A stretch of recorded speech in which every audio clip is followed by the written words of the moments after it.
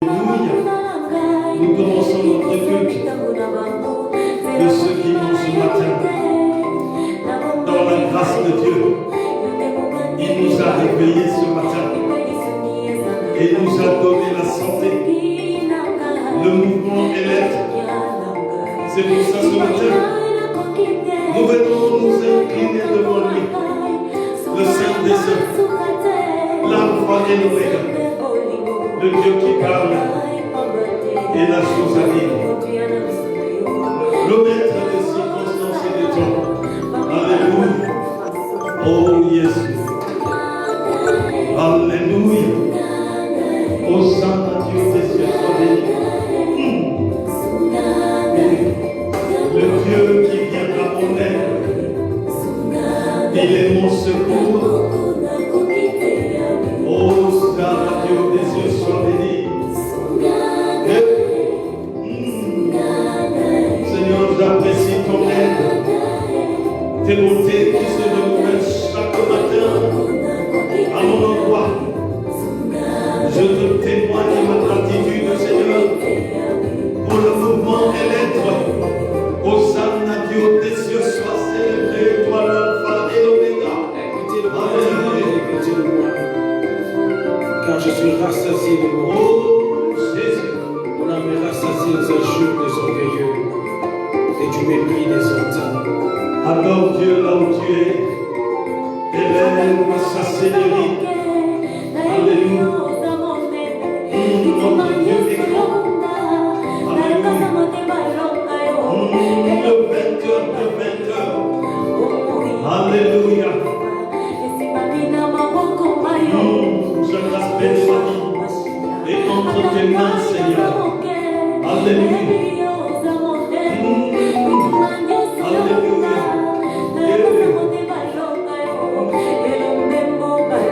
Oh Jésus, le Seigneur des Seigneurs. Alléluia.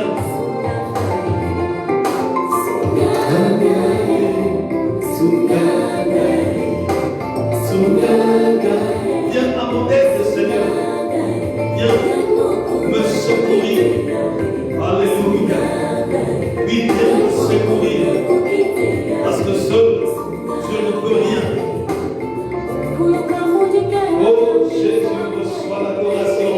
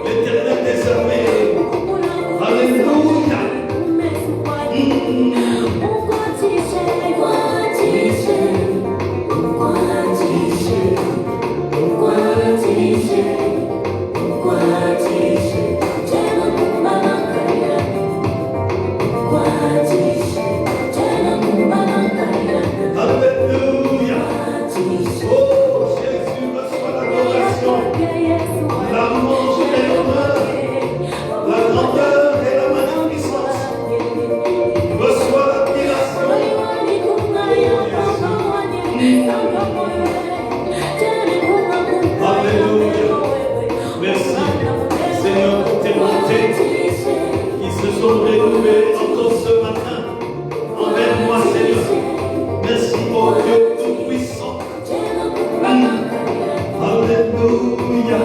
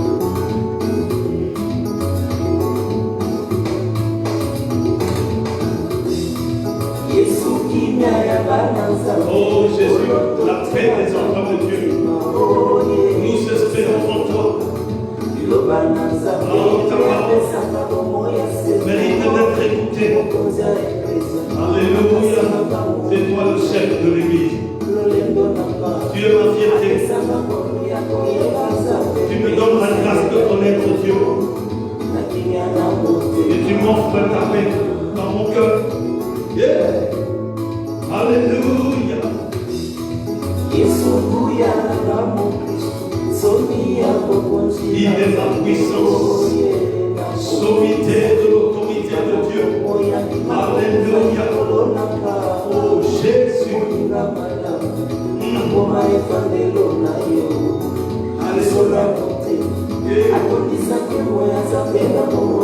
Tu remplis ma vie de ta gloire.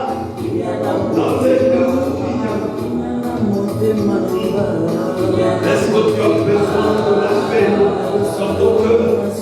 Il s'appelle Jésus. As-tu besoin de la paix dans ton cœur? C'est mon Jésus-Christ. Alléluia. Oh Seigneur.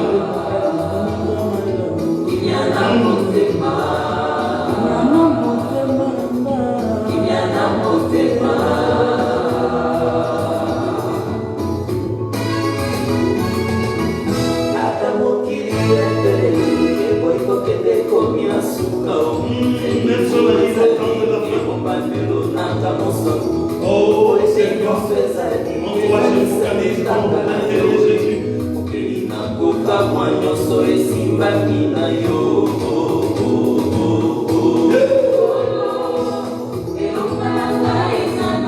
Oh Dieu, ma victoire, Seigneur.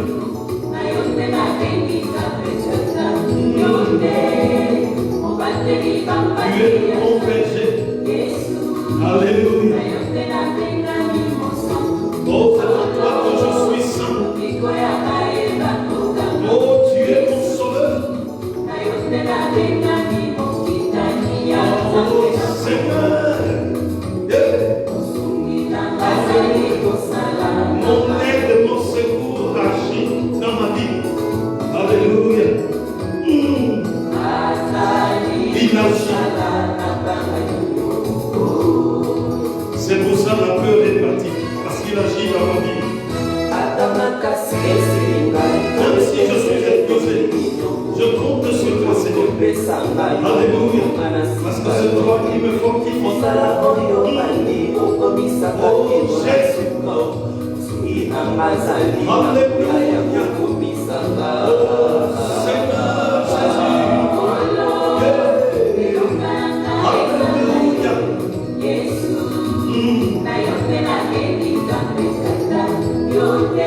Alléluia. Tu es le bon berger, Seigneur. Alléluia. Tu es mon sauveur. Alléluia.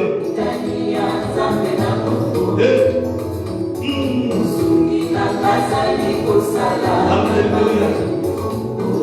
Mon secours agit dans ma vie. C'est pour ça que je n'ai plus peur. Alors je n'ai pas peur. Alléluia. Alléluia. Il déborde de gloire. Plein de grâce. Même si la tête s'ouvre, je n'ai pas peur. Parce que je suis fondé en toi, Jésus. Le nom de Jésus est le nom de puissance. Alléluia. Mon secours agit. Alléluia. La raison pour laquelle je n'ai plus peur. Mon secours, c'est Jésus.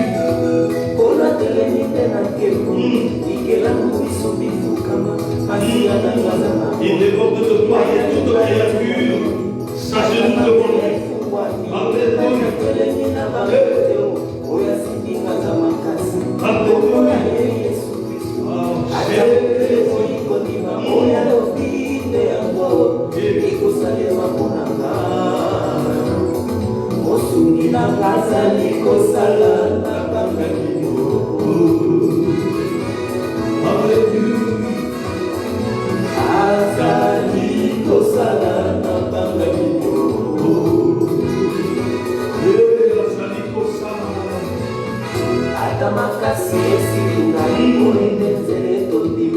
Alléluia.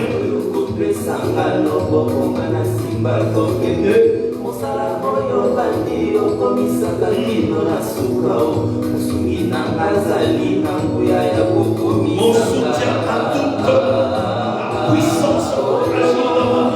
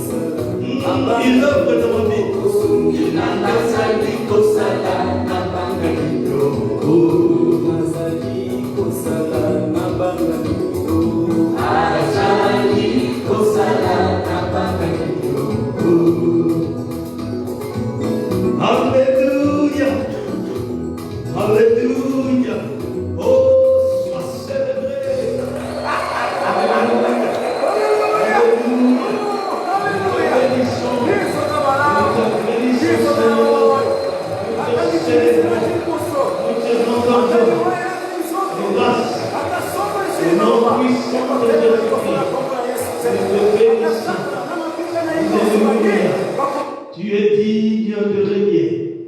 Tu es digne d'être adoré. Tu es le Saint des Saints, l'Alpha et l'Oméga.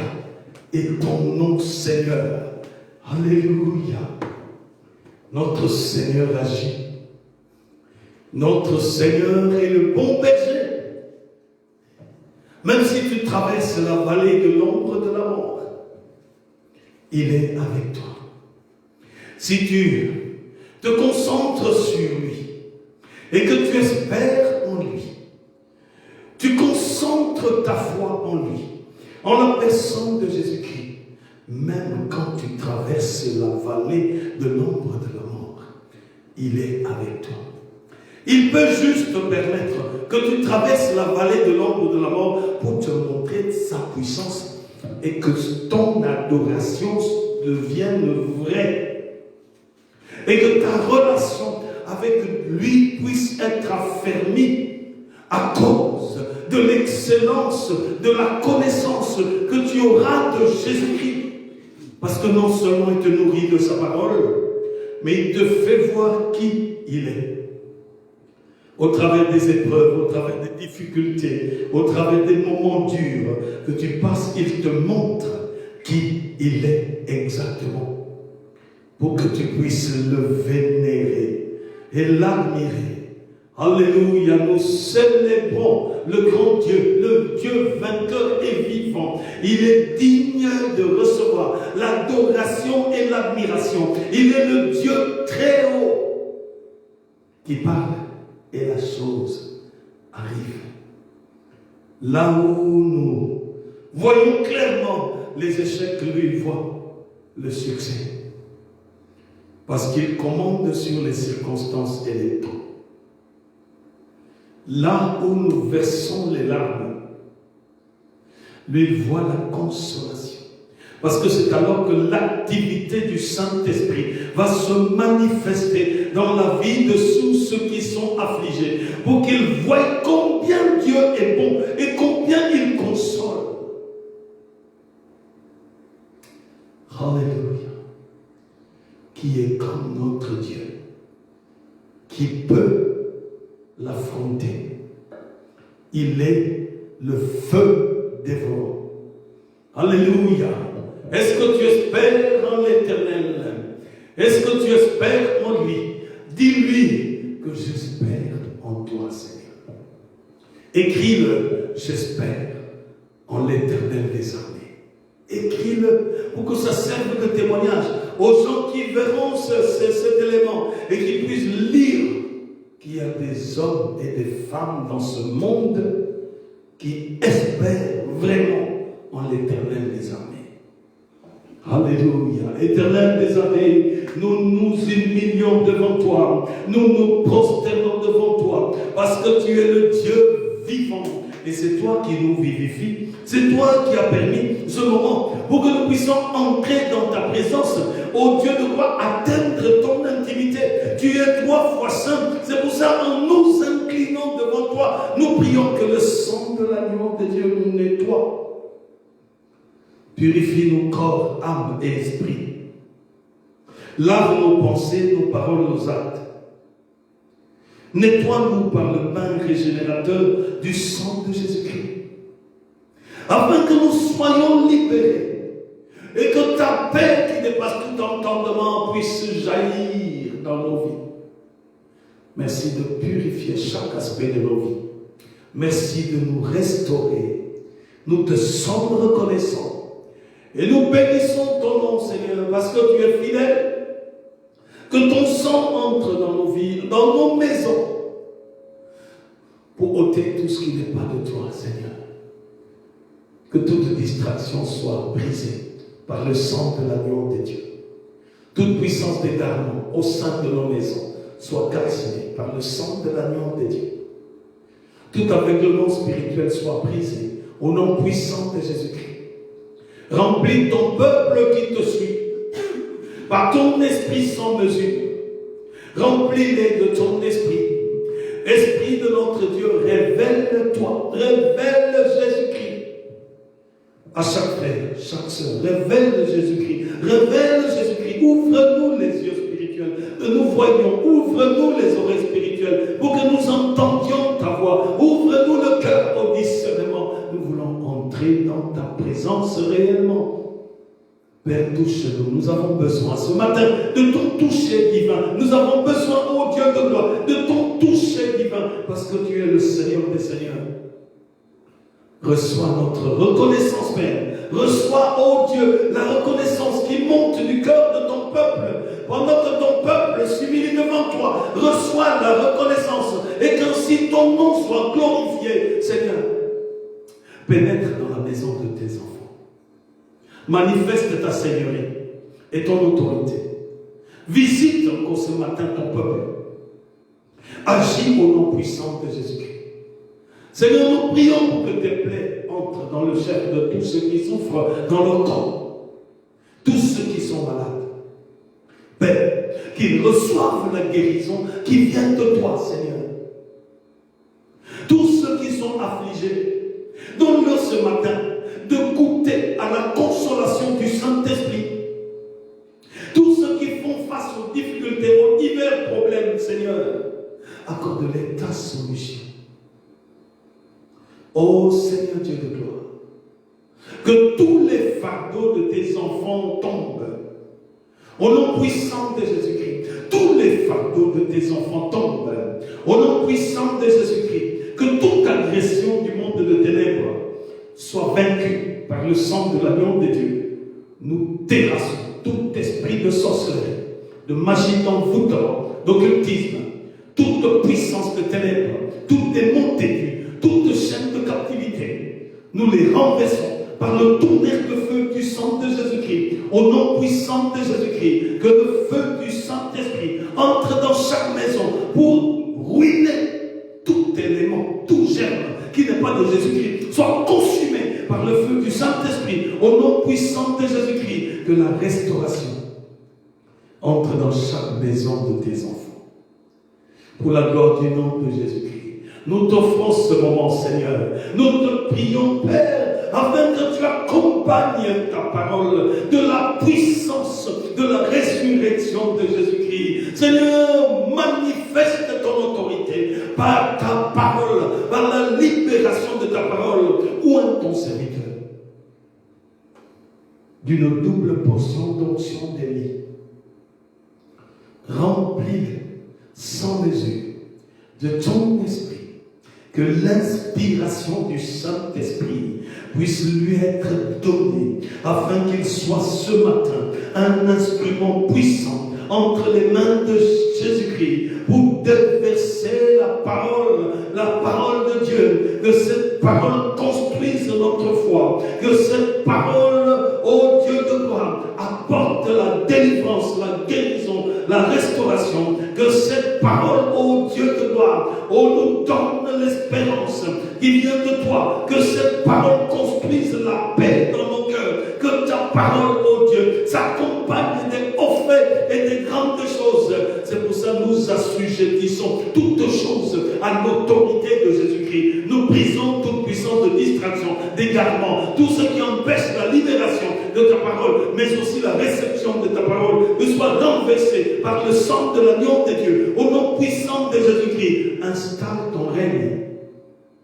Ce moment où nous voulons être à ton écoute, et qu'ainsi le nom de Jésus soit glorifié.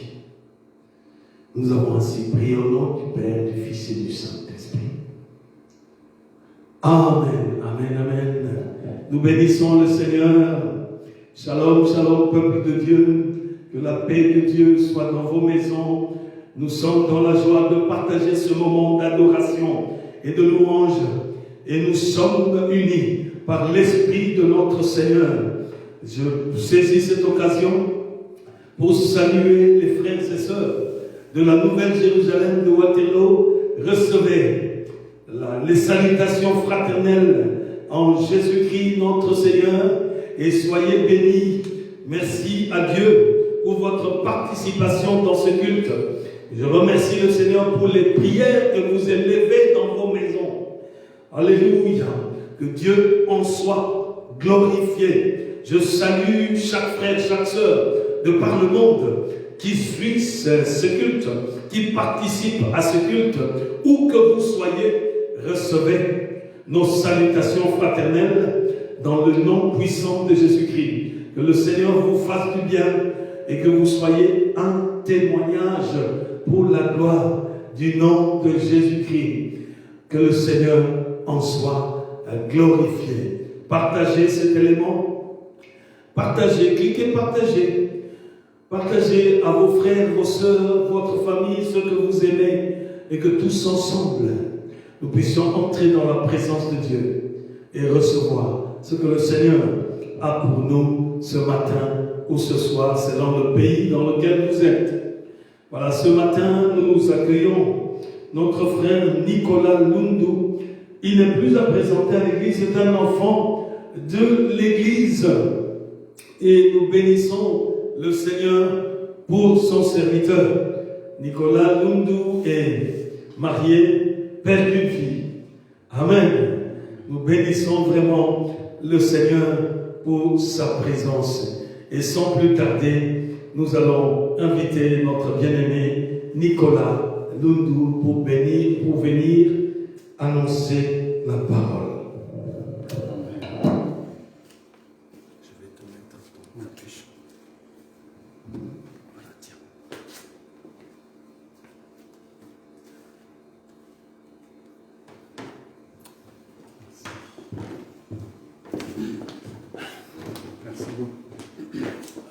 Merci beaucoup, Pasteur Harou. Je vous salue tous dans le précieux et puissant nom de notre Seigneur Jésus-Christ. J'espère que vous allez bien là où vous êtes, malgré le confinement, malgré la période difficile dans laquelle nous nous trouvons. Et si ça ne va pas bien, et particulièrement au niveau de votre santé, je prie que le Seigneur vous touche. Je prie que le Seigneur vous guérisse là où vous êtes, parce que nous servons un Dieu de miracles, un Dieu qui est capable de guérir. La distance n'est pas un problème pour Dieu. Avec Dieu, il n'y a pas de distance. Pourquoi? Parce que Dieu est le Dieu omniprésent. Oh, alléluia. Dieu est le Dieu omniprésent. Le Dieu qui est ici, c'est le même Dieu qui est dans ta maison. Alléluia. Et par la foi, il est possible de le toucher. Par la foi, il est saisi, il est possible de saisir un miracle de la part de Dieu. Parce que Dieu est omniprésent. Alléluia. C'est pourquoi ce matin, j'aimerais inviter quelqu'un à mettre sa foi en pratique, à mettre sa foi en œuvre. Alléluia. Par la foi, tu peux toucher le Seigneur. Alléluia. Je pense à cette femme dont il est écrit dans la Bible, une dame, il nous est dit qu'elle était atteinte d'une perte de sang depuis 12 ans. La Bible nous dit qu'elle a passé entre les mains de plusieurs plusieurs médecins, mais sans trouver la guérison. Alléluia. Mais la Bible dit que cette femme, ayant entendu parler de Jésus, nous parlons de Jésus ce matin. Alléluia. La Bible nous dit, ayant entendu parler de Jésus, elle s'est dit en elle-même, si je puis seulement toucher le pan de sa robe, je serai guéri. Alléluia. Alors cette dame a mis cette foi en pratique. Elle s'est faufilée au travers de la foule et elle a touché le pan de l'habit de Jésus. Et la Bible nous dit qu'au même instant, la perte de sang s'arrêta. Elle a reçu sa guérison. Pourquoi? Parce que cette femme a mis sa foi en pratique. Et le même Jésus qui l'a guéri, et le même Jésus qui est présent, et le même Jésus que tu peux toucher dans ta maison. Mais il faut que tu crois que c'est possible. Tu dois croire qu'il est capable de te toucher. Alléluia. Merci Seigneur Dieu de gloire. Alors ce matin, mes bien-aimés, nous sommes là pour parler de la part du Seigneur. Avant toute chose, j'aimerais encore remercier le pasteur Aaron pour la confiance qu'il m'accorde encore ce jour de pouvoir m'adresser au peuple de Dieu, de pouvoir m'adresser au monde, pour leur adresser la parole de Dieu. Alléluia. Merci Jésus. Alors sans plus tarder, nous allons aller dans l'écriture de ce texte, et je vais vous inviter à ouvrir vos Bibles. Et si vous n'avez pas de Bible, je vous encourage vivement à vous procurer une Bible. Aujourd'hui, il y a beaucoup de Bibles même en ligne. Il y a des applications bibliques que vous pouvez télécharger afin d'être en communication avec la parole de Dieu. La parole de Dieu qui est la vie. Alors nous allons aller dans le livre des Thessaloniciens. Nous allons aller dans le premier livre, dans la première épître aux Thessaloniciens, et nous allons aller au chapitre 4, 1 Thessaloniciens chapitre 4, et nous allons commencer à partir du verset 13. Nous allons commencer à partir du verset 13, et nous allons aller jusqu'au chapitre 5, le verset 11. J'en profite aussi pour saluer toute la Nouvelle Jérusalem de Waterloo. Que Dieu vous bénisse, connectez-vous, partagez ce culte avec vos amis, les membres de vos familles. N'ayez pas honte, mes bien-aimés, de partager. Il y a quelqu'un qui a besoin de la parole de Dieu. Souvent, nous sommes à l'aise pour partager des futilités. Alors, je vous encourage à partager quelque chose qui sera utile pour quelqu'un. Et certainement, Dieu les bénira. Alors, comme j'ai dit, nous sommes dans 1 Thessaloniciens, chapitre 4, à partir du verset 13. Nous commençons la lecture. Nous ne voulons pas, frères, que vous soyez dans l'ignorance au sujet de ceux qui dorment, afin que vous ne vous affligiez pas comme les autres qui n'ont point d'espérance. Car si nous croyons que Jésus est mort et qu'il est ressuscité, croyons aussi que Dieu ramènera par Jésus et avec lui ceux qui sont morts. Voici, en effet, ce que nous vous déclarons, d'après la parole du Seigneur, nous les vivants, restez pour l'avènement du Seigneur, nous ne devancerons pas ceux qui sont morts. Car le Seigneur lui-même, un signal donné à la voix d'un archange et au son de la trompette de Dieu, descendra du ciel et les morts en Christ ressusciteront premièrement. Ensuite, nous les vivants, qui serons restés, nous serons tous ensemble enlevés avec eux sur des nuées à la rencontre du Seigneur dans les airs, et ainsi nous serons toujours avec le Seigneur. Consolez-vous donc les uns les autres par ces paroles. Pour ce qui est des temps et des moments, vous n'avez pas besoin, frères, qu'on vous en écrive, car vous savez bien vous-même que le jour du Seigneur viendra comme un voleur dans la nuit. Quand les hommes diront « paix et sûreté », alors une ruine soudaine les surprendra, comme les douleurs de l'enfantement surprennent la femme enceinte, et ils n'échapperont point. Mais vous, frères, vous n'êtes pas dans les ténèbres pour que ce jour vous surprenne comme un voleur. Vous êtes tous des enfants de la lumière et des enfants du jour. Nous ne sommes point de la nuit ni des ténèbres. Ne dormons donc point comme les autres, mais veillons et soyons sobres. Car ceux qui dorment, dorment la nuit, et ceux qui s'enivrent, s'enivrent la nuit. Mais nous qui sommes du jour, soyons sobres, ayant revêtu la cuirasse de la foi et de la charité, et ayant pour casque l'espérance du salut. Car Dieu ne nous a pas destinés à la colère, mais à l'acquisition du salut par notre Seigneur Jésus-Christ, qui est mort pour nous, afin que soit que nous veillions, soit que nous dormions, nous vivions ensemble avec lui. C'est pourquoi exhortez-vous réciproquement et édifiez-vous les uns les autres, comme en réalité vous le faites. Amen. Voilà mes bien-aimés, ce matin, je bénis le Seigneur pour cette grâce, pour cette opportunité qu'il me donne de pouvoir vous apporter la parole de Dieu. Et je prie que le Saint-Esprit m'assiste, que le Saint-Esprit m'aide à libérer le message que le Seigneur a déposé dans mon cœur. Alors ce matin, mes bien-aimés, j'aimerais nous parler au sujet de comprendre et se préparer au retour de Jésus-Christ. Nous devons comprendre et nous préparer au retour de Jésus-Christ. D'ores et déjà, et d'entrée de jeu, j'aimerais dire, mes bien-aimés, que Jésus-Christ revient. Jésus-Christ revient. Si nous parlons de retour, ça veut dire que Jésus est déjà venu une première fois. Ça veut dire que Jésus était déjà présent sur la terre une première fois. Jésus est un personnage connu dans le monde entier.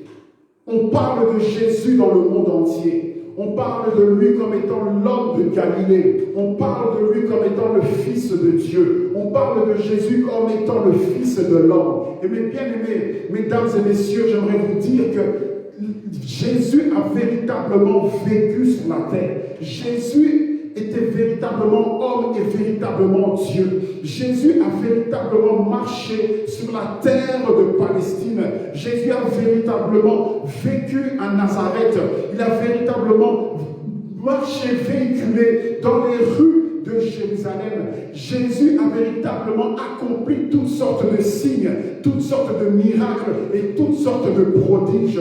Tout ce qu'on dit à son sujet et ce qui est écrit dans la Bible est vrai. C'est la vérité, mes bien-aimés. Et ce même Jésus qui a vécu sur la terre en chair et en os reviendra. Alléluia. Et nous voulons parler ce matin plutôt, que nous devons comprendre et que nous devons nous préparer à son retour. Ce Jésus qui était présent sur la terre reviendra pour chercher ceux et celles qui lui appartiennent, mais à certaines conditions. Et nous voulons parler de ces conditions qui nous permettront d'être enlevés avec le Seigneur Jésus. Nous voulons parler des conditions qui nous permettront de rencontrer le Seigneur Jésus dans les airs. Alléluia. Alors nous avons commencé la lecture de ce texte à partir du verset 4 de 1 Thessaloniciens et du verset 13. Et le verset 13 nous dit: nous ne voulons pas que vous soyez dans l'ignorance. Mais bien aimés, il y a des choses importantes dans la vie à connaître. Il y a des choses que Dieu veut que nous puissions connaître. Voyez-vous, nous qui sommes sur cette terre, qui sommes dans cette vie, nous savons qu'il y a des choses importantes à connaître. Comme par exemple son identité.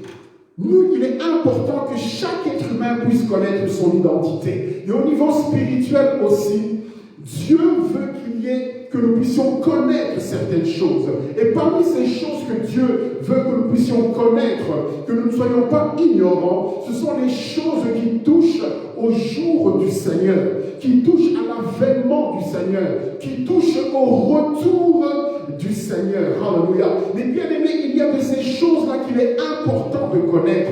Et notamment ce dont je suis en train de parler. Mais bien aimé, si nous ne sommes pas au courant des choses qui touchent au retour du Seigneur, eh bien, nous ne serons pas capables de nous préparer en fonction de ce retour. Voilà pourquoi Dieu veut que nous puissions être au courant, que nous puissions comprendre ce qui touche à l'avènement du Seigneur. Et c'est ce que l'apôtre Paul aussi avait compris et voulait communiquer aux Thessaloniciens. Il voulait que les Thessaloniciens puissent comprendre et qu'ils puissent être préparés à l'avènement du Seigneur, au retour du Seigneur, alléluia, afin qu'ils puissent être prêts pour ce jour-là. Alors, l'apôtre Paul continue. Il dit donc aux Thessaloniciens: je ne veux pas, frère, que vous soyez dans l'ignorance au sujet de ceux qui dorment.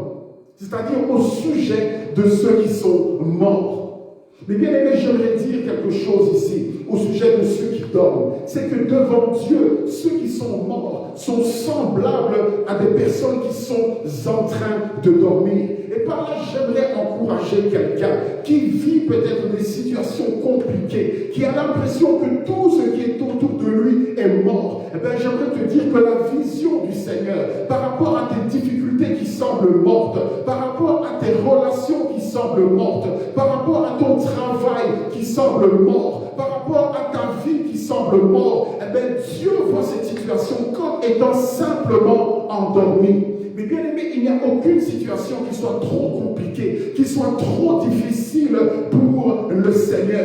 Mais bien aimé, réveiller un mort pour le Seigneur, c'est semblable à sortir quelqu'un de son sommeil. Alléluia. Donc bien aimé, pour Dieu, résoudre ton problème est aussi simple que de réveiller quelqu'un de son sommeil.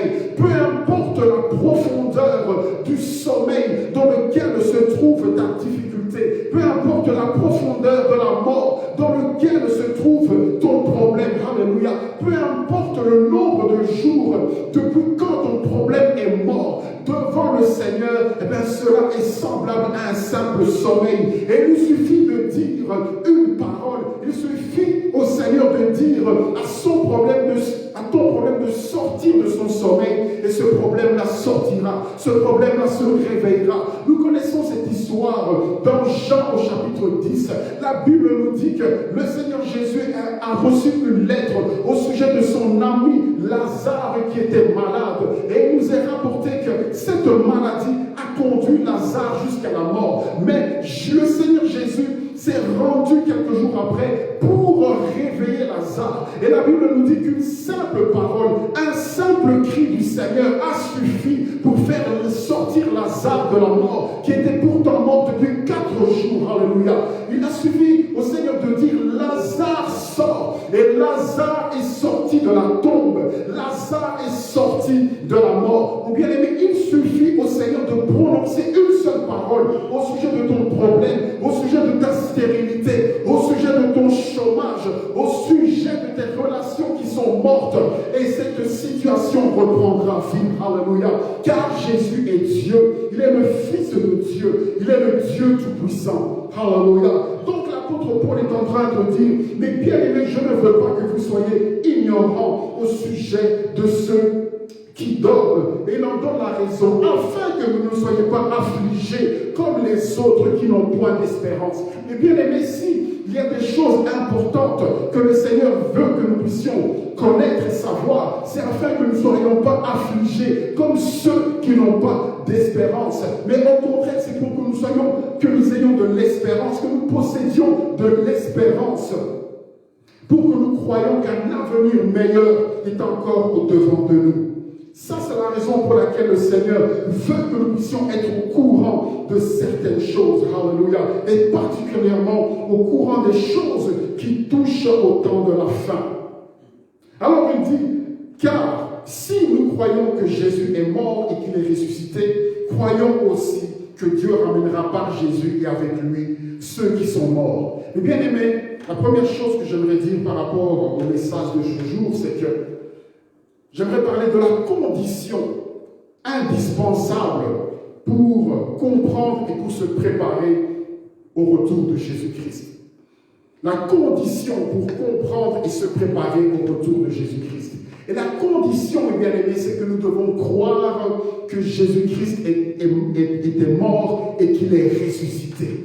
Nous devons croire que Jésus-Christ était mort et qu'il est ressuscité. Mais bien aimé, sans cela, nous ne pouvons pas comprendre le retour du Seigneur et nous ne pouvons pas nous préparer à son avènement. Pourquoi? Parce que l'avènement du Seigneur touche directement à la notion de résurrection. Et si nous ne croyons pas que Jésus-Christ est ressuscité des morts, eh bien nous ne croirons pas non plus que Dieu nous ressuscitera par Jésus et avec Jésus. C'est pourquoi nous devons croire que Dieu a ressuscité Jésus-Christ. La Bible nous dit que Jésus est les prémices de ceux qui vont ressusciter. Jésus est le premier ressuscité d'entre les morts. Alléluia. Il est l'exemple de la résurrection. Il est le signe que Dieu a donné à l'humanité. Il est le signe que Dieu a donné à l'Église pour montrer que ceux qui placent leur confiance en Dieu ressusciteront également avec Jésus-Christ. Il est les prémices de ceux qui ressusciteront. Alléluia. C'est pourquoi nous devons croire que Jésus-Christ est ressuscité, mes bien-aimés. C'est la condition indispensable, c'est la condition sine qua non. La foi en la mort et en la résurrection de Jésus-Christ. Alléluia. Deuxièmement, nous devons avoir cette condition, nous devons croire en ce fait pour que nous puissions nous préparer en fonction de cette résurrection, en fonction de l'avènement du Seigneur Jésus-Christ. Si nous ne croyons pas cela, nous ne poserons pas les actes nécessaires pour que nous puissions être prêts lors du retour, le retour du Seigneur. Vous savez, si aujourd'hui, les gens vivent vaille que vaille, c'est parce qu'ils n'ont aucune espérance par rapport à la résurrection des morts. Si aujourd'hui, les gens font n'importe quoi dans leur vie, c'est parce qu'ils n'ont aucune vision par rapport à la vie ou à la mort après cette vie. Et bien aimé, la pire des choses qui pourraient arriver à nous autres croyants, c'est de vivre de la même manière que ceux qui n'ont aucune espérance par rapport à la vie après cette vie. Alléluia. C'est pourquoi le Seigneur veut que nous puissions être instruits sur ces choses. Et c'est pourquoi nous devons croire que Jésus est ressuscité d'entre les morts. Et c'est pourquoi si nous devons comprendre les choses qui touchent à la fin des temps. Et nous devons nous y préparer. C'est ça qui va conditionner notre manière de vivre. C'est ça qui va conditionner les choix que nous allons poser aujourd'hui. Aujourd'hui, pourquoi les gens font des mauvais choix, des choix qui vont à l'encontre de la volonté du Seigneur? C'est parce qu'ils pensent qu'après cette vie, tout s'arrête. C'est parce qu'ils pensent qu'après cette vie, nous allons, comment on dit encore ça, nous réincarner. Mais bien aimé, la Bible nous dit qu'il est réservé aux hommes de mourir une seule fois, après quoi vient le jugement. Alléluia. Mais bien aimé, nous devons croire que Jésus-Christ est mort et qu'il est ressuscité. Et qu'il est les prémices de ceux et celles que Dieu ressuscitera. Alors on dit, voici en effet ce que nous déclarons. D'après la parole du Seigneur, nous les vivants restés pour l'avènement du Seigneur, nous ne devancerons pas ceux qui sont morts. Car le Seigneur lui-même un signal donné à la voix d'un archange et au son de la trompette de Dieu descendra du ciel et les morts en Christ ressusciteront premièrement. Alors voici la première chose que nous devons comprendre au sujet de l'avènement du Seigneur, c'est que les morts en Christ ressusciteront. Mais bien aimés, les morts en Christ ressusciteront. Lors de l'avènement du Seigneur, il va se passer ce grand événement, la résurrection des morts en Christ. Oh, ce matin, je suis en train de parler à quelqu'un qui aimerait ressusciter, alléluia, qui aimerait vivre après la mort, qui aimerait vivre après cette vie, alléluia. Mais j'aimerais dire que ce privilège, cette grâce est réservée à ceux qui mourront en Jésus-Christ. Je le répète encore. Cette grâce, ce privilège sera réservé à ceux et celles qui mourront et qui meurent en Jésus-Christ. C'est les personnes qui meurent en Jésus qui ressusciteront. Pas les personnes qui meurent dans la chair, pas les personnes qui meurent dans le péché, pas les personnes qui meurent dans les disputes, pas les personnes qui meurent dans la fornication, pas les personnes qui meurent dans la débauche, pas les personnes qui meurent dans l'ivrognerie, pas les pécheurs qui meurent dans la rébellion aux parents, pas les personnes qui meurent dans la rébellion aux autorités, pas les personnes qui meurent dans la haine, qui meurent dans les disputes, mais les personnes qui meurent en Jésus. C'est-à-dire les personnes qui meurent dans l'amour. Parce que Jésus, c'est l'amour de Dieu. Jésus est l'amour fait chair. Jésus est l'amour personnifié. Jésus est la justice personnifiée. Jésus est la droiture personnifiée. Alléluia. Jésus est la loyauté et la fidélité personnifiée. Alléluia. C'est pourquoi les personnes qui mourront dans l'amour de Dieu, les personnes qui mourront dans la justice de Dieu, les personnes qui mourront dans la droiture de Dieu, les personnes qui mourront dans l'amour de Dieu, c'est ces personnes-là qui ressusciteront. Alléluia. Les morts en Christ ressusciteront. Alléluia. Et mon bien-aimé, si tu n'es pas en Christ, sache qu'aujourd'hui tu peux devenir chrétien. Tu peux entrer dans cette merveilleuse vie simplement en acceptant Jésus-Christ comme Seigneur et Sauveur et en marchant sur ses traces et en demeurant dans ses voies. Et lorsqu'il reviendra, lors de son retour, tu ressusciteras avec lui. Alléluia. Et tu connaîtras la gloire d'être toujours avec le Seigneur. Alléluia.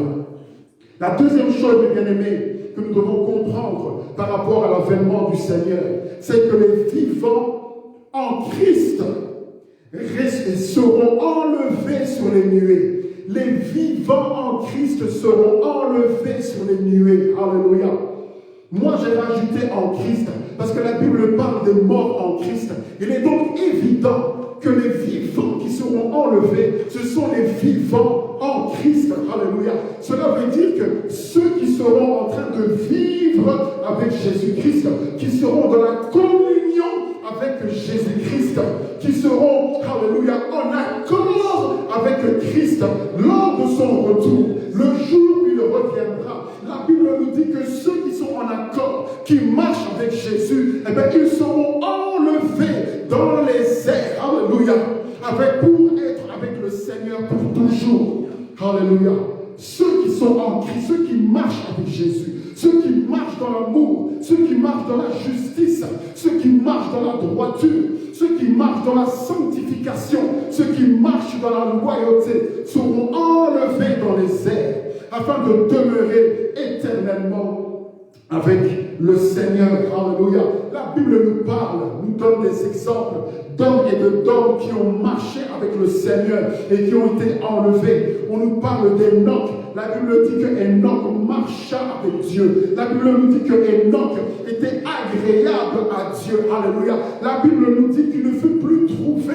Pourquoi? Parce que Dieu l'enleva. Mais bien aimés, ceux qui sont agréables à Dieu, ceux qui plaisent à Dieu, lorsque le Seigneur Jésus reviendra, ils seront enlevés pour demeurer éternellement avec le Seigneur et ils ne goûteront jamais à la mort. Ils seront enlevés au-dessus des difficultés de ce monde. Ils seront enlevés au-dessus des problèmes de ce monde. Ils seront enlevés au-dessus même de la mort. Alléluia. Mais pour ça, il faut marcher avec Jésus. Alléluia. Il faut être l'ami de Jésus. Il faut être l'ami de Dieu. Alléluia. Et tu peux, mon bien-aimé, être l'ami de Jésus. Tu peux prendre la décision de marcher avec Jésus. Tu peux prendre la décision d'être l'ami de Jésus aujourd'hui. Tu peux prendre la décision d'abandonner la vie de péché et de t'accrocher au Seigneur Jésus-Christ. Alléluia. Et tu seras enlevé le jour de son retour. Merci Jésus. Alléluia. La troisième chose que nous devons comprendre au sujet du jour de l'avènement, du retour du Seigneur, c'est que le retour du Seigneur sera un événement soudain. Le jour du Seigneur sera un événement soudain. Mais bien aimé, le jour où le Seigneur Jésus reviendra, ce sera un jour comme tous les autres. La Bible nous dit ici, au verset 3, que ce jour-là, les hommes seront en train de dire paix et sécurité. Comme aujourd'hui les gens sont en dépit de cette crise par laquelle nous passons. Mais cette crise passera. Cette crise va finir par passer.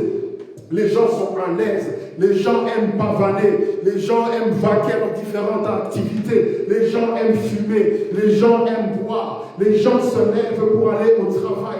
Le jour du Seigneur, mes bien-aimés, sera un jour comme tous les autres. Il n'y aura rien de particulier qui annoncera que le Seigneur reviendra. Alléluia. Ce sera un matin comme tous les autres. Alors que nous allons nous lever, nous allons nous laver, nous allons nous brosser les dents, nous allons nous brosser les cheveux, nous allons préparer nos enfants pour aller à l'école, nous allons monter dans notre voiture pour aller au boulot, nous allons prendre le train, nous allons prendre notre petit déjeuner, nous allons vaquer à nos différentes activités habituelles. Il n'y aura aucun signe dans le ciel, un signe mystique, un signe annonciateur. Oh, je sais que les gens aimeraient que quelque chose les avertisse, que le Seigneur Jésus-Christ revient, un signe particulier. Alléluia.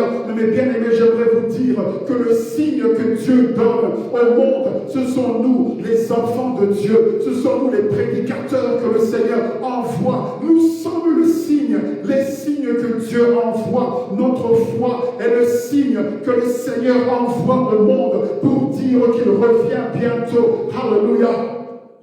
Mais bien aimé, Jésus reviendra d'une manière soudaine. Rien n'annoncera, si ce n'est nous autres, les prédicateurs, si ce n'est nous autres, les enfants de Dieu, qui sommes en train de prévenir le monde de son arrivée imminente. Mais sinon, à part ça, il n'y aura aucun signe particulier qui annoncera qu'aujourd'hui ou demain, Jésus-Christ reviendra. C'est pourquoi nous devons nous préparer. Nous devons nous préparer. Alléluia. Il y a un passage que j'aime beaucoup qui parle de cela dans les évangiles. C'est dans l'évangile de Marc. Laissez-moi retrouver ce passage. L'évangile de Marc. L'évangile de Marc. Alléluia. Évangile de Marc. Matthieu, pardon. L'évangile de Matthieu, sauf erreur. Parce que je cherche ce passage, le Seigneur dit, Jésus dit, si le maître de la maison savait que le voleur viendrait, il ne le laisserait pas percer sa maison. Alléluia. Est-ce que quelqu'un peut me trouver ce passage? Bref, je peux de toute manière je peux le résumer. Le Seigneur Jésus dans les évangiles disait un jour que si le maître de la maison savait à quelle heure le voleur viendrait, eh bien, il veillerait afin de ne pas le laisser percer sa maison. C'est-à-dire afin de ne pas le laisser pénétrer dans sa maison et voler tout ce qui s'y trouve. Alléluia. Alors le Seigneur Jésus dit, demain vous savez, vous aussi vous ne connaissez ni le jour, ni l'heure de mon retour. C'est pourquoi veillez. Alléluia.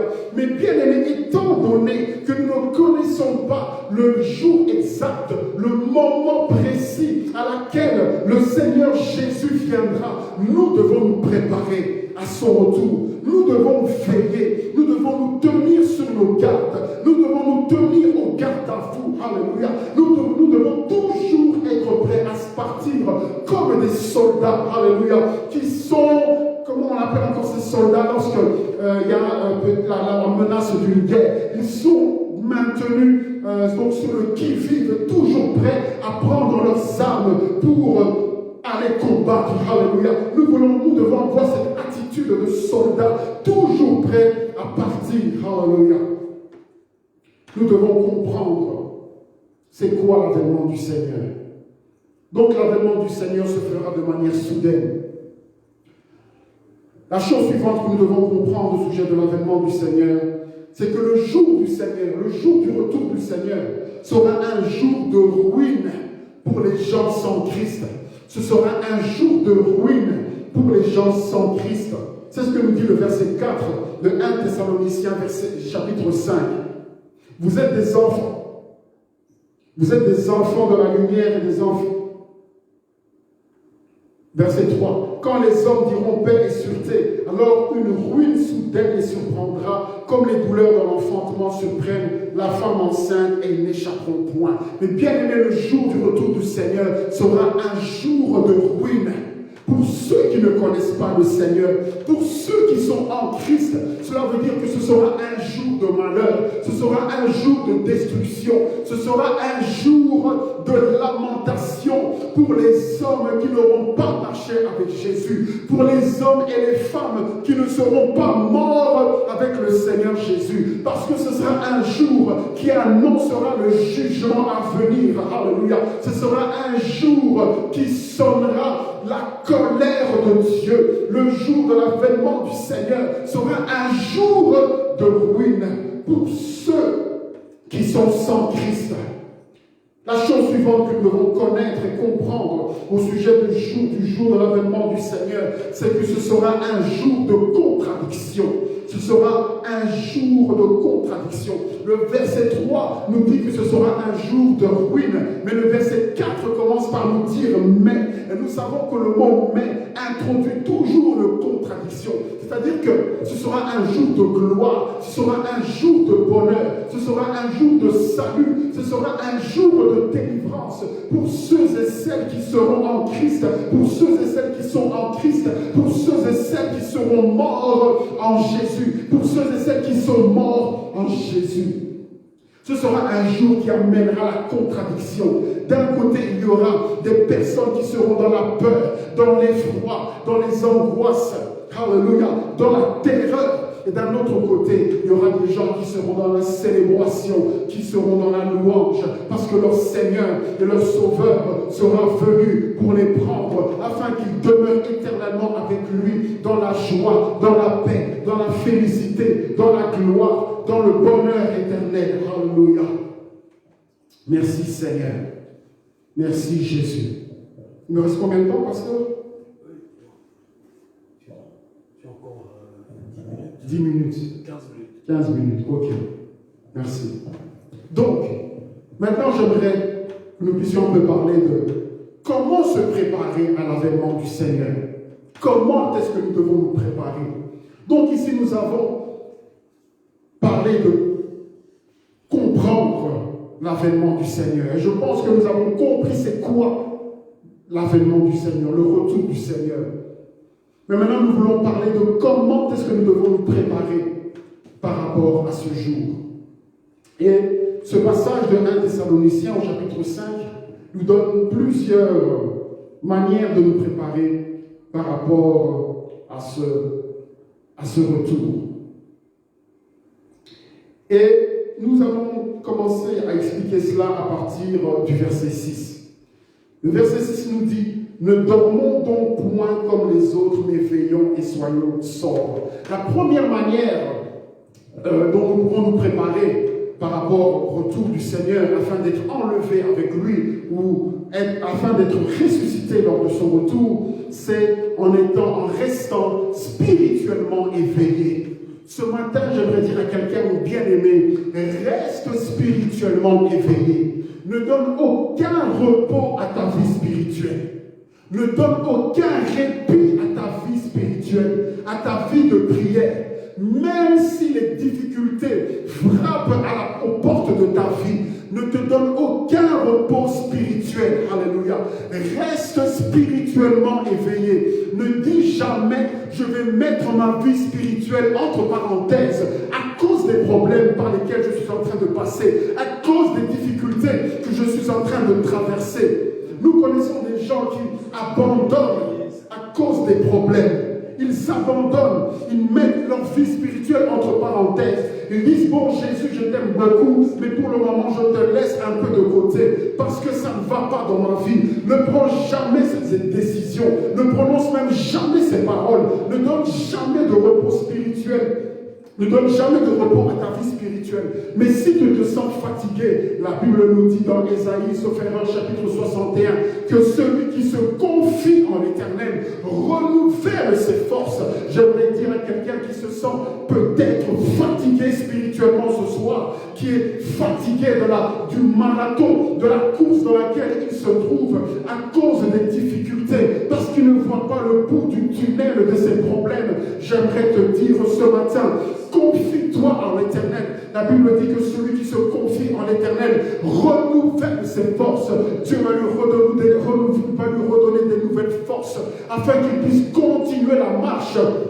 Je me souviens de ce passage dans la Bible, alors que le prophète Élie, ce grand prophète qui faisait des grands signes et des prodiges, ce prophète qui a fait descendre le feu du ciel, la Bible nous dit qu'à cause de la persécution de la reine Jézabel, Élie était spirituellement fatigué à tel point qu'il a demandé à Dieu la mort. Mais la Bible dit que Dieu a envoyé un ange vers Élie et l'ange lui a dit: Élie, mange, lève-toi et mange, car la route est encore longue. Alléluia. J'aimerais dire à quelqu'un de se lever, de manger la parole de Dieu qui va te fortifier. La parole qu'Élie avait mangée lui avait donné de la force pour arriver jusqu'à Bethel. Bethel, ça veut dire la maison de Dieu. Alléluia.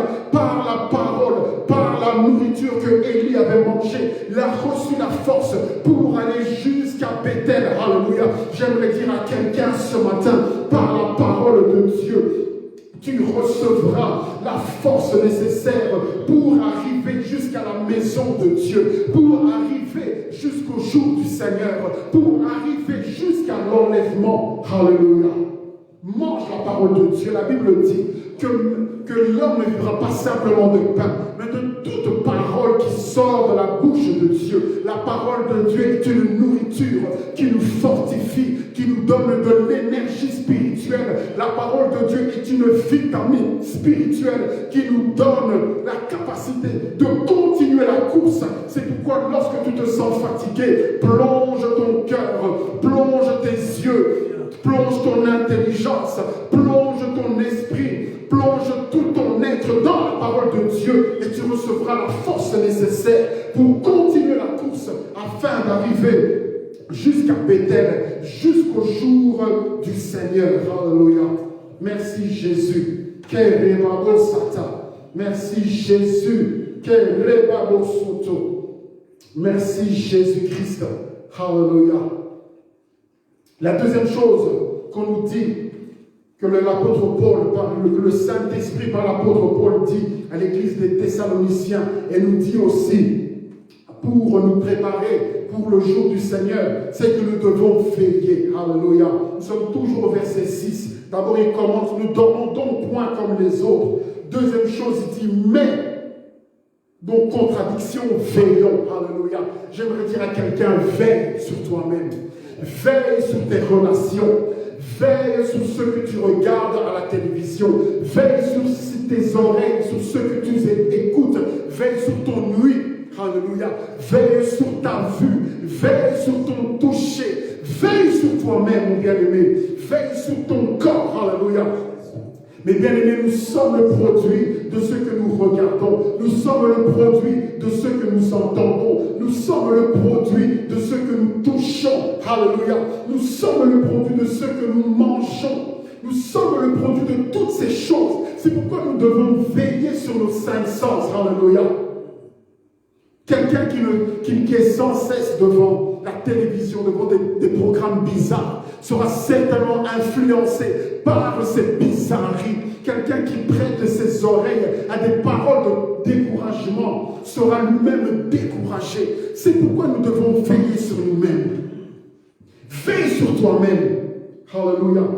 Veille à ne pas laisser entrer dans ton cœur des choses qui vont t'empêcher d'arriver jusqu'au jour du Seigneur. Alléluia. Nous devons apprendre à veiller. Nous devons apprendre à dire non. Lorsque nous sommes confrontés à des choses qui veulent nous empêcher ou qui nous empêcheront d'arriver jusqu'au jour du Seigneur, nous devons dire non. Alléluia. Nous devons être comme des soldats, nous devons être sur le qui-vive par rapport à notre propre vie. Alléluia. Sois un soldat par rapport à ta propre vie.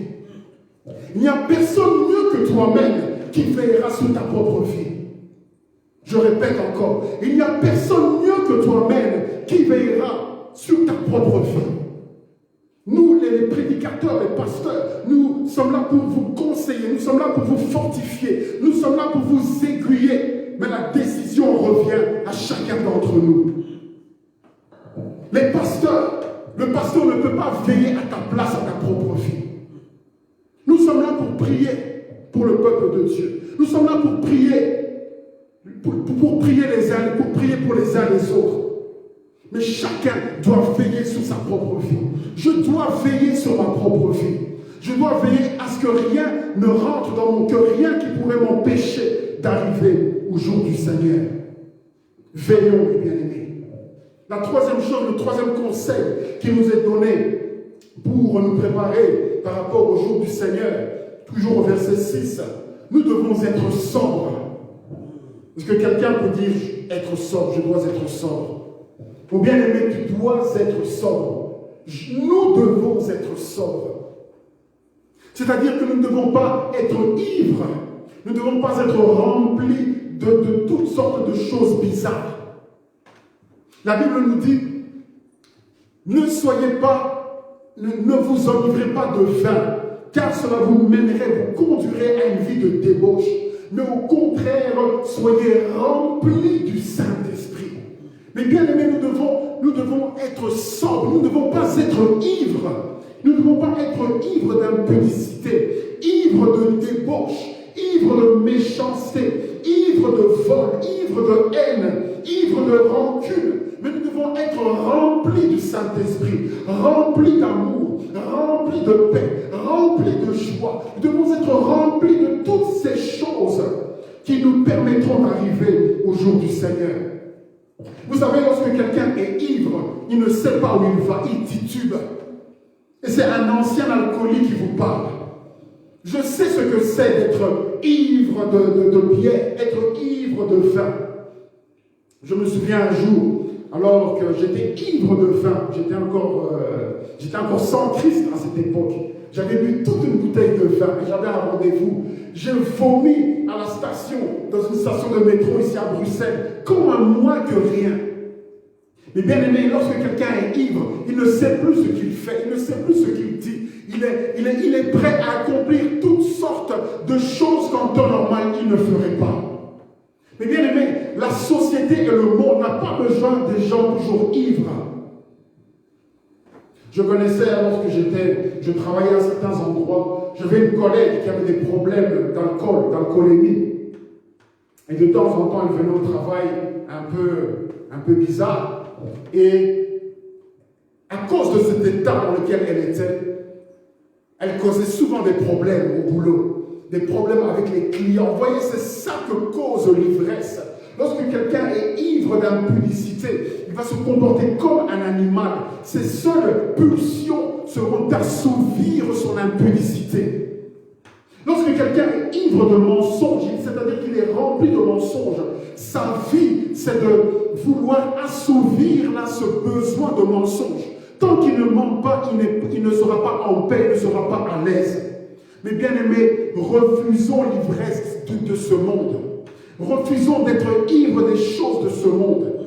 Mais soyons plutôt remplis du Saint-Esprit, remplis d'amour. Et bien aimés, le monde aime être avec des gens qui sont remplis de paix, remplis de joie. Moi, je n'aime pas être avec des gens qui sont remplis comment puis-je dire, ils manquent de joie, toujours fâchés, remplis de méchanceté. Tout ce qui va te communiquer, c'est la méchanceté. Et quand tu es, par exemple, encore en contact avec quelqu'un qui est rempli de stress, qu'est-ce qu'il va te communiquer si ce n'est son stress? Il va finir par mettre mal à l'aise son entourage. C'est pourquoi, mes bien-aimés, nous devons être remplis du Saint-Esprit, remplis de joie. Alléluia. C'est avec de telles personnes que le Seigneur veut passer son éternité. Alléluia. Avec des personnes remplies de joie, remplies de paix. Alléluia. C'est avec de telles personnes que le Seigneur veut passer son éternité. Et non pas avec des personnes remplies de rancune, qui en veulent toujours aux autres. Non, mes bien-aimés, le Seigneur ne veut pas passer l'éternité avec un tel genre de personnes. Avec des personnes qui vont pourrir l'atmosphère spirituelle du ciel. Alléluia. Voilà, mes bien-aimés. Pour ne pas déborder, je vais m'arrêter là. Il y a d'autres choses, d'autres conseils qui nous sont donnés par rapport, pour bien nous préparer par rapport au retour du Seigneur. Mais je pense que déjà, avec ces quelques clés, ces quelques éléments, nous pouvons déjà commencer à travailler. Si déjà nous mettons en pratique ces choses-là, nous sommes sur la bonne voie que le Seigneur a tracée pour chacun d'entre nous. Laissez-moi simplement conclure en disant ceci. Nous sommes au verset 9 du chapitre 5. La Bible dit, car Dieu ne nous a pas destinés à la colère, mais à l'acquisition du salut par notre Seigneur Jésus-Christ. Et bien aimé, j'aimerais dire à quelqu'un, toi qui m'écoutes ce matin, ou qui m'écoutera plus tard, j'aimerais te dire que le Seigneur ne t'a pas destiné à la colère. Dieu ne veut pas que tu puisses mourir. Dieu ne veut pas que tu puisses connaître la ruine qui touchera, qui atteindra les hommes et les femmes sans Christ. La Bible nous dit que la volonté de Dieu, c'est que tous les hommes soient sauvés et parviennent à la connaissance de la vérité. Que tous les hommes parviennent à la connaissance de Christ. Que tous les hommes aillent au ciel. Que tous les hommes ressuscitent avec le Seigneur. Ça, c'est la volonté de Dieu pour tous les hommes. Le Seigneur ne veut pas que tu puisses connaître et subir sa colère. Alléluia. Le Seigneur ne veut pas cela. Le Seigneur ne veut pas. Ce que Dieu veut, c'est que tu sois avec lui pour l'éternité. Alors le choix t'appartient. C'est à toi de prendre la décision de dire, Seigneur Jésus, je t'accepte comme Seigneur et Sauveur. Je veux vivre avec toi éternellement. Le choix t'appartient. C'est à toi de décider d'arrêter avec la vie de péché, avec la vie d'impureté. Si tu prends cette décision, le Seigneur va t'aider à marcher dans ses voies. Alors nous allons prier le Seigneur ce matin. Nous allons le remercier pour sa parole. Et nous allons le prier de nous aider à mettre en pratique cette parole. Nous allons le demander de nous aider à comprendre cette parole, à comprendre c'est quoi le jour du Seigneur, et que le Seigneur nous aide à nous préparer pour ce jour glorieux, mais aussi pour ce jour de ruine. Prions le Seigneur. Père, nous te bénissons, nous te louons, Papa, nous te glorifions, dans le nom puissant de Jésus-Christ. Seigneur, nous venons prier ce matin, et premièrement, nous voulons te dire merci pour ta parole, Seigneur, que tu nous as adressée ce matin. Seigneur, nous prions, ô Dieu Tout-Puissant, que tu nous aides à comprendre qu'est-ce que ton jour, qu'est-ce que ton retour, Seigneur Dieu de gloire. Nous voulons comprendre que c'est un jour de gloire, mais que c'est aussi un jour de ruine, Seigneur. Nous refusons d'être ruinés ce jour-là, mais plutôt nous voulons entrer dans la félicité. Nous voulons être ressuscités avec toi lors de ce jour. Nous voulons être enlevés avec toi lors de ce jour éternel. Nous voulons être du bon côté, Seigneur, du côté du bonheur, du côté de la joie, du côté de la gloire, du côté de la félicité, du côté de la sainteté, Père éternel. Dans le nom de Jésus, nous prions aussi, Seigneur, que tu nous aides à bien nous préparer, que tu nous aides à être spirituellement éveillés, que tu nous aides, Seigneur Dieu Tout-Puissant, à être sobre, Père de gloire. Nous te demandons de nous aider à veiller sur nous-mêmes, Seigneur, à être les meilleurs gardiens dans notre propre vie. Nous te le demandons, Père éternel, dans le nom puissant de Jésus-Christ. Amen. Voilà, si quelqu'un a donné sa vie à Jésus, si vous voulez avoir plus d'informations au sujet de c'est quoi la vie chrétienne, vous pouvez contacter la NJ Waterloo et le pasteur de l'église, le pasteur Aaron, se fera une joie de vous donner de plus amples renseignements et vous accompagnera dans cette nouvelle vie. Que Dieu vous bénisse.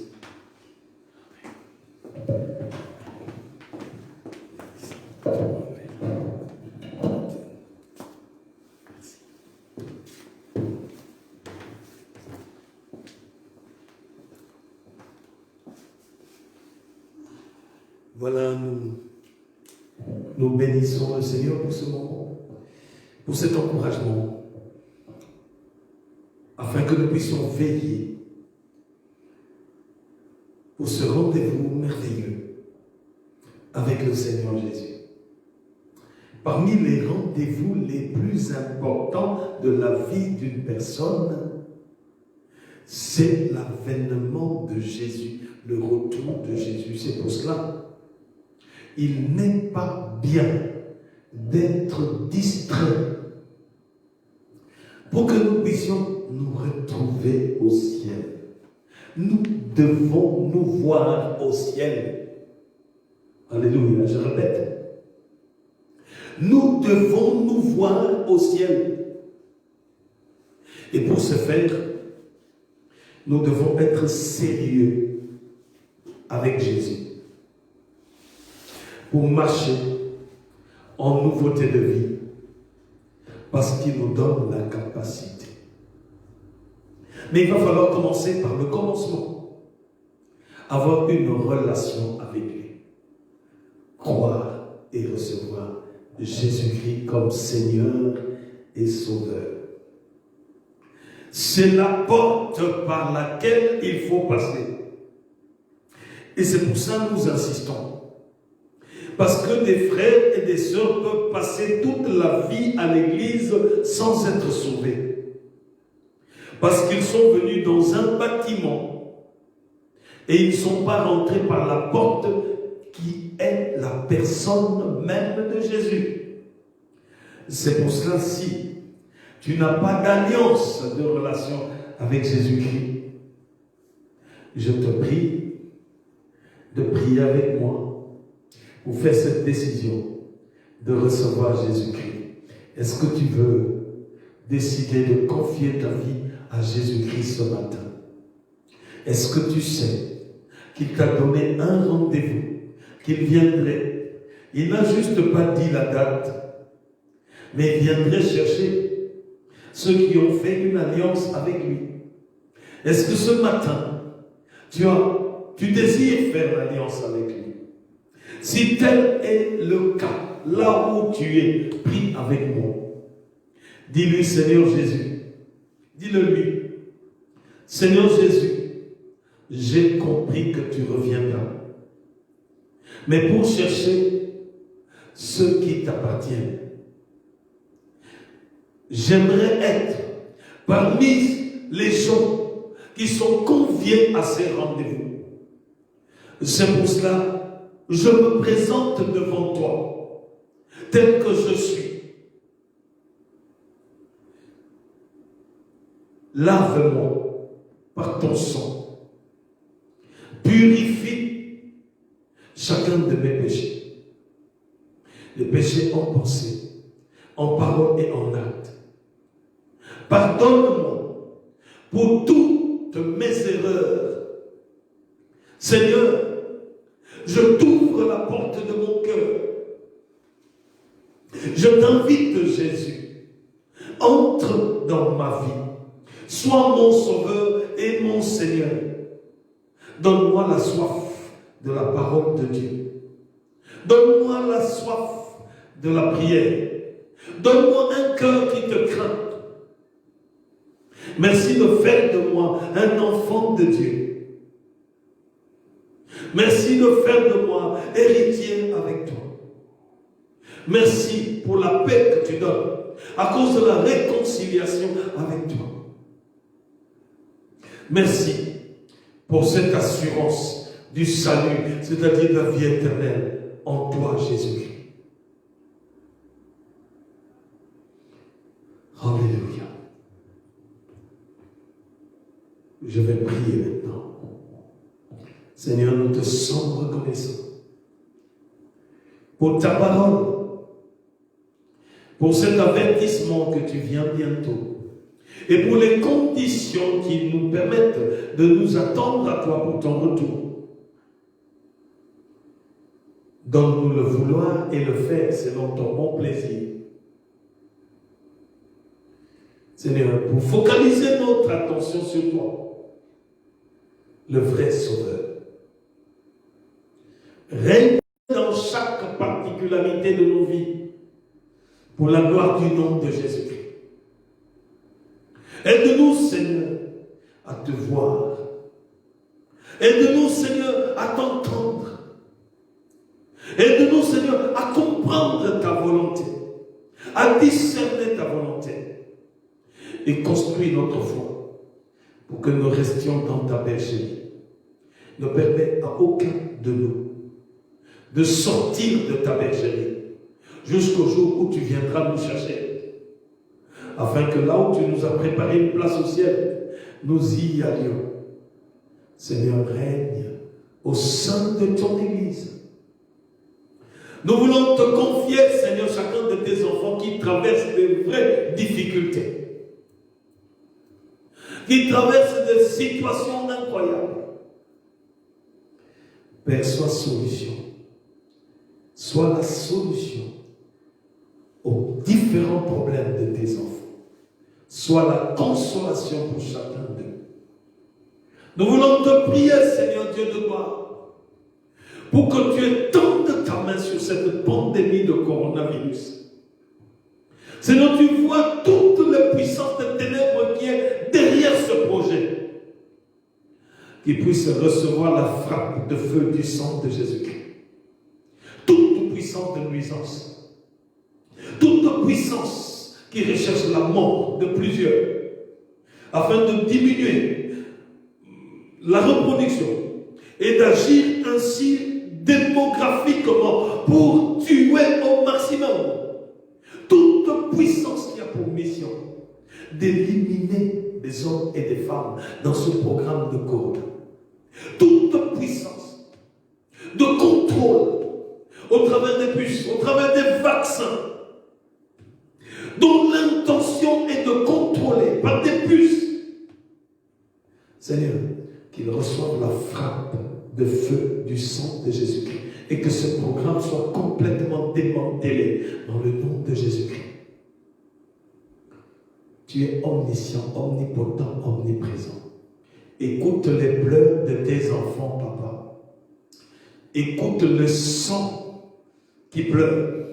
Le sang des hommes et des femmes qui ont été soignés dans la légèreté, dans le but de les amener à la mort. Le sang des hommes et des femmes qui ont été sacrifiés. Écoute les pleurs de ton Église qui est à la merci des païens pour pouvoir contrôler l'Église et l'en empêcher de se réunir.